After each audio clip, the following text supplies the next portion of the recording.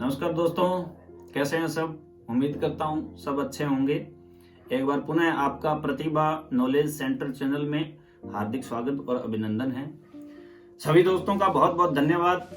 2 दिन हुए हैं और बहुत अच्छा रिस्पांस सभी मित्रों से मिल रहा है और उम्मीद करता हूं कि ऐसा ही रिस्पांस मिलता रहेगा। परंतु फिर वही बात कहना चाहूंगा दोस्तों, अधिक से अधिक लाइक और सब्सक्राइब कीजिए ताकि आपको निःशुल्क मेरी ओर से मिलने वाली प्रत्येक जानकारी आप तक, प्रत्येक वंचित व्यक्ति तक पहुंच सके और वह कम से कम सामान्यतः जो ज्ञान की आवश्यकता होती है वह उस बिंदु पर जान सके। दोस्तों, प्रतिभा न्यूज चैनल में, प्रतिभा नॉलेज सेंटर चैनल में आपको मैंने पहले प्रॉमिस किया था कि नगर पालिका के कार्यों के बारे में और राजस्थान सेवा नियमों के बारे में जानकारी दी जाएगी। इसी क्रम में मैं आज एक वीडियो राजस्थान सेवा नियमों के बारे में बना रहा हूं और सामान्यतः नगर पालिका में या अन्य विभागों में मैंने देखा है कि ये सर्वाधिक जो प्रकरण हैं इस टॉपिक से संबंधित आते हैं। इस टॉपिक का नाम है राजस्थान अनुकंपा नियुक्ति नियम 1996। दोस्तों, अनुकंपा नियुक्ति से संबंधित सर्वाधिक प्रकरण सभी विभागों में सामान्यतः देखे जाते हैं। किसी भी व्यक्ति के साथ में, सरकारी कर्मचारी के साथ में ट्रेजेडी हो जाने पर उसके परिवार को संबल देने के लिए राज्य सरकार ने, केंद्र सरकार ने इस तरीके के नियम बनाए हुए हैं। तो चलिए टॉपिक पर बात करते हैं। उससे पहले फिर आपसे निवेदन करना चाहूंगा कि कई बार टॉपिक लंबा होता है, परंतु कुछ कंक्लूड करते वक्त महत्वपूर्ण जानकारी वीडियो के अंत में, बीच में भी होती है। तो वीडियो को पूरा देखिएगा, लाइक कीजिए, सब्सक्राइब कीजिए और टॉपिक पर चलते हैं।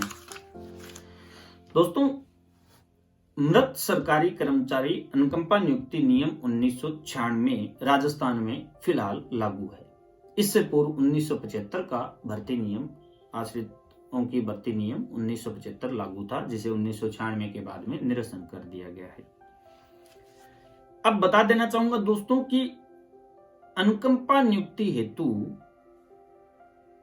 किसे एलिजिबल माना जाता है। मृत कर्मचारी जो सेवा के अंदर, सरकारी सेवा के अंदर स्थायी था, उसके आश्रितों को नियमित आधार पर नियुक्ति के पश्चात अस्थायी रूप से कोई पद धारण कर रहा था, उसके आश्रितों को एलिजिबल माना जाता है। अस्थायी नियुक्ति पर नियमित रिक्तियों के प्रति नियुक्त किया गया था और 1 वर्ष की सेवा, निरंतर सेवा कर चुका था। ऐसे कर्मचारी की मृत्यु हो जाने पर उसके आश्रितों में से किसी एक व्यक्ति को अनुकंपा नियुक्ति का लाभ मिलता है।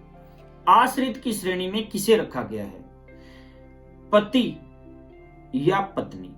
यदि पति की मृत्यु हो जाती है तो पत्नी को, पत्नी की मृत्यु हो जाती है तो पति को, पुत्र या अविवाहित या विधवा पुत्री को आश्रित माना जाता है। इसके अलावा यदि कोई संतान नहीं थी तो सरकारी कर्मचारी द्वारा अपने जीवन काल में जीवित रहते हुए वैध रूप से ग्रहित दत्तक पुत्र या पुत्री को भी इसमें आश्रित माना गया है। इसमें नियुक्ति नहीं मिलने पर या नहीं मिलने पर विचार किया जाएगा। ऐसी कौन सी शर्त है? तो ऐसी शर्त ये है, पति या पत्नी या पुत्र या अविवाहित पुत्री में से कोई एक केंद्र या राज्य सरकार में से नियमित रूप से सेवा के अंदर कार्यरत है, सरकारी सेवा में पूर्व में है, तो उसे अनुकंपा नियुक्ति हेतु एलिजिबल नहीं माना जाएगा। चयन के आधार क्या क्या हैं? दोस्तों, शैक्षणिक अर्हता, शैक्षणिक योग्यता, जो उसकी योग्यताएं हैं उसको, वो है उसके आधार हैं। अधीनस्थ सेवा, मंत्रालयी सेवा, चतुर्थ श्रेणी सेवाओं में सीधी भर्ती से भरे जाने वाले पदों पर वह आवेदन कर सकता है। एक बार यदि किसी पद पर अनुकंपा नियुक्ति हो गई है तो वह किसी अन्य पद के लिए फिर उस पर विचार नहीं किया जाएगा। अर्हता क्या क्या है? दोस्तों, अर्हता है शैक्षणिक योग्यता। यदि कोई व्यक्ति एलडीसी की पोस्ट चाहता है कि अनुकंपा नियुक्ति के रूप में उसे एलडीसी की पोस्ट प्राप्त हो, तो वह एलडीसी के लिए जो नियम, जो शैक्षणिक योग्यता उसकी वांछित है, जो अन्य व्यक्ति जो सीधी भर्ती से लगते हैं और योग्यताएं जो होनी चाहिए वो होनी चाहिए। या इसमें जो भी पद है, अध्यापक का है या कोई अन्य पद है, तो उसके लिए उसकी समान योग्यताएं होनी चाहिए। केवल चतुर्थ श्रेणी कर्मचारी में शैक्षणिक योग्यता पर जोर नहीं दिया जाता है। इसके अलावा नियुक्त जो कार्यालय अध्यक्ष है, विभागाध्यक्ष है, नियुक्त प्राधिकारी जिसको बोलते हैं, वह उसके चरित्र का सत्यापन करेगा, वह उसकी शारीरिक योग्यता संबंधी एवं अन्य चीजें जो भी उसे ठीक लगती है वह इस पर देखेगा। आयु की, इसमें अधिकतम आयु या न्यूनतम आयु जो भी है, इसकी क्या सीमा हो सकती है? तो इसमें केवल मैं आपको बता देना चाहूंगा, महिला जो कि विधवा महिला है, चाहे वह उसकी पुत्री है विधवा, चाहे वह उसकी पत्नी है, विधवा महिला के लिए अधिकतम ऊपरी कोई आयु नहीं है। बाकी अन्य कैटेगरी के अंदर जो ऊपरी आयु, जिसे इंग्लिश में ओवरेज बोला जाता है, उसमें 5 वर्ष का स्थिलन है या 40 वर्ष, जो भी कम हो, दोनों में से वह लागू होगा।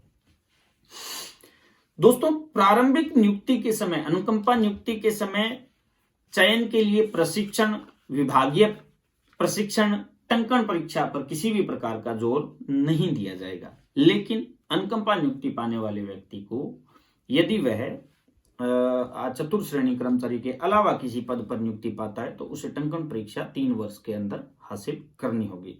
यहां मैं आपको एक बहुत महत्वपूर्ण बात बता देना चाहता हूं दोस्तों कि 1996 से बाद में टंकण परीक्षा आयोजित की जाती थी, वह 4 मई 2017 से पूर्व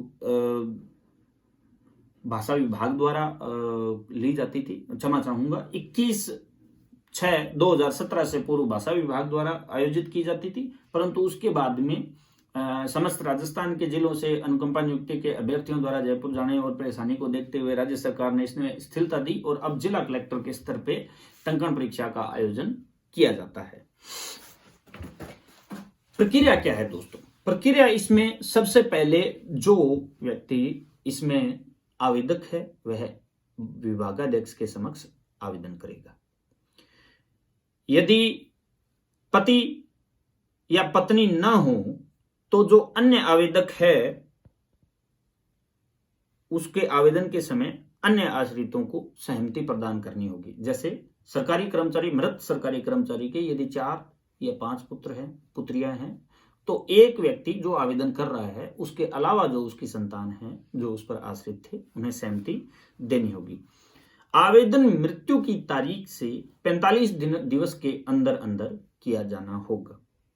यदि आवेदक को उसकी वांछित योग्यता अनुरूप वहां पद मिल जाता है तो ठीक है, नहीं मिलता है एवं विभाग के अंदर वह पद रिक्त नहीं होता है तो 1996 से लेकर के पहले ये नियम था कि 2 वर्ष तक वह विभाग इंतजार करेगा इस बात का कि वो पद रिक्त हो जाए, अन्यथा पद रिक्त नहीं होने के कारण कार्मिक विभाग को भेजा जाता था।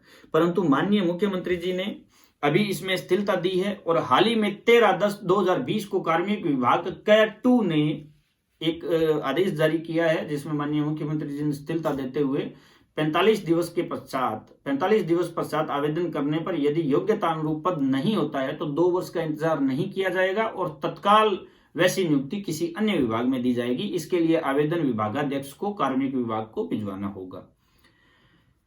तो ये थे मृतक अनुकंपा नियुक्ति 1996 के अधिनियम से संबंधित प्रावधान। मुझे लगता है कि इसमें जितनी भी जानकारियां थी मेरी ओर से कंक्लूड की गई है। यदि फिर भी आपकी कोई प्रश्न, आपकी कोई क्वेरीज रह गई है तो वो मुझे आप कमेंट बॉक्स में लिख करके दीजिएगा और इसके जो आवेदन का प्रारूप है वो आपकी स्क्रीन पर दिखाई दे रहा है, ये होगा।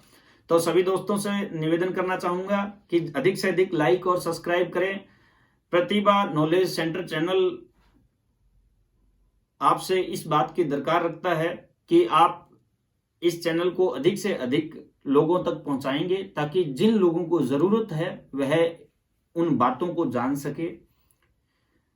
पुनः आपको धन्यवाद देना चाहूंगा। 2 दिन में बहुत अच्छा रिस्पांस दिया सभी दोस्तों ने और यह जो कारवां चला है वह इसी तरीके से आगे बढ़ता रहे, चलता रहे। थैंक यू, गुड नाइट, सबा खैर, शुभ रात्रि।